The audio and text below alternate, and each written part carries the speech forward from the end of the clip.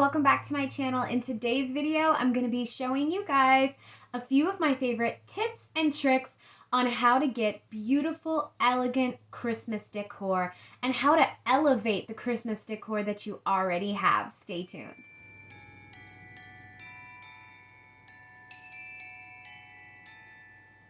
Okay, so first of all, one of my very favorite tips on how to keep things looking cohesive and elegant in your home is to match your greeneries.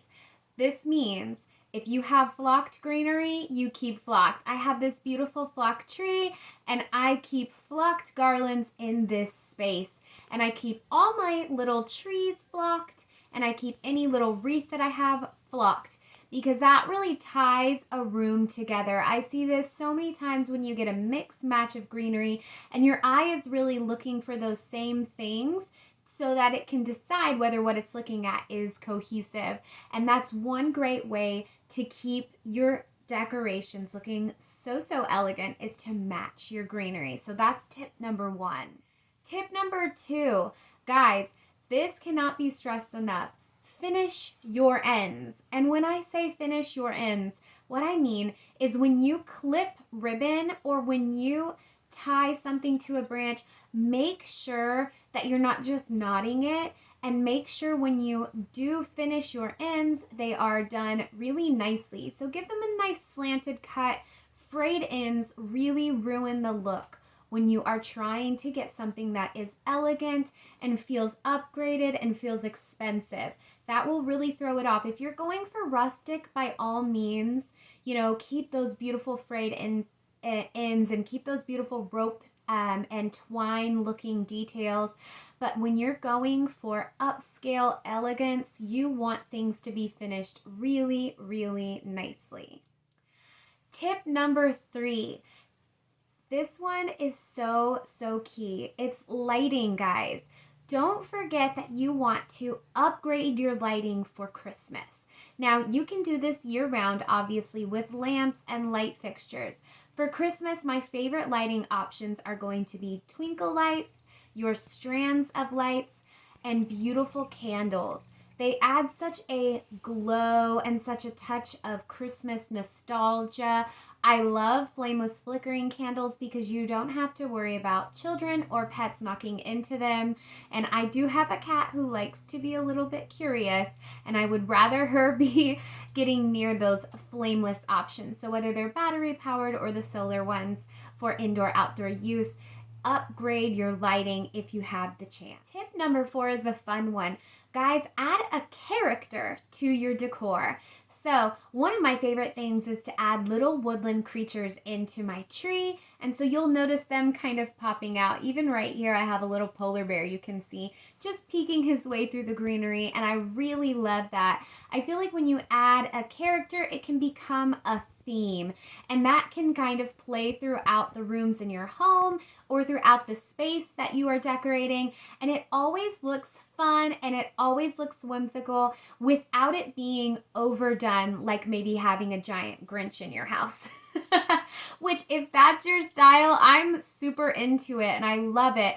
But when you're going for that upscale elegance, maybe that's not the thing that you want to do. Maybe you want to try the little woodland creature, or maybe it's just a really bold picture. I have a gorgeous picture that has Santa. He is such a beautiful classic character and can go such an elegant route. My next tip is that you should pick a theme and stick to it. So guys, I see this happen a lot where people do multiple rooms and each room is so different. Now, I think that can be great, but if you're looking to have a cohesive, elegant home, you're going to want to pull in elements from previous rooms into the next room, so that way your eye gets this beautiful, cohesive look and everything really meshes together well. In my home, what I've decided to do was the flocked in the living room space, and then I did my greens all in my bathroom and bedroom. And that way I get both that flocked snowy look and also that traditional green that I love.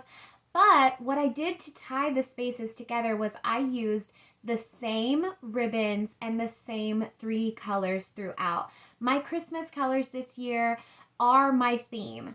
So my theme is modern and traditional, red and green with blue.